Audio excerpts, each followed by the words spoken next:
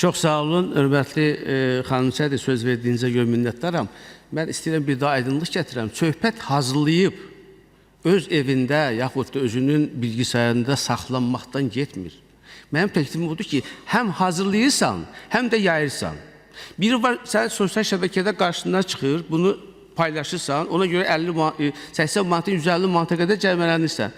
Biri də var ki, sən bunu bilə-bilə hazırlayırsan və burada inşallanmırsa, həm də bunu yayırsan. Bu fərqi mən istədim bilək. Bir də hörmətli xanım Sədr, axı söhbət təkcə TikTokdan, YouTube'dan, Meta'dan getmir. Dünyada yüzlərlə süni internet texnologiyaları var. Minlərlə developerlər bugün fəaliyyət göstərir. 10 minlərlə məhsullar hazırlanır. Fərdi qədər mən sabah bunu hazırlaya bilərəm şirkəti olaraq və bunu mən paylaşa bilərəm. Nə TikTok burada, nə digərləri burada məsuliyyət daşımır.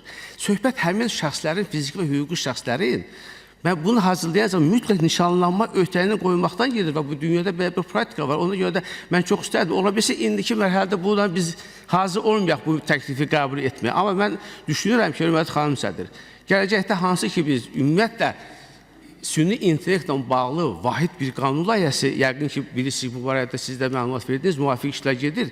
Mütləq bu məsələ nəzərə alınmalıdır. Çünki trend elə inkişaf edir ki, biz buna mütləq bu tarazlığı bərpa etməliyik, bu şəffaflığı lazımi formada etməsə, bu yaramçıq qalacaq. Yoxsa biz necə? Artıq kimsə hazırlayır, bunu haradasa paylaşır, biz onu təzədən paylaşana cərimə edirik, amma bunu hazırlayıb eyni zamanda paylaşana cərimə tətbiq etmir. Mən istədim, hörmətli həmkarlar, bu fərqi nəzərə alsınlar. Hörmətli xanım Sədr, bir daha təşəkkür edirəm söz verdiyinizə görə.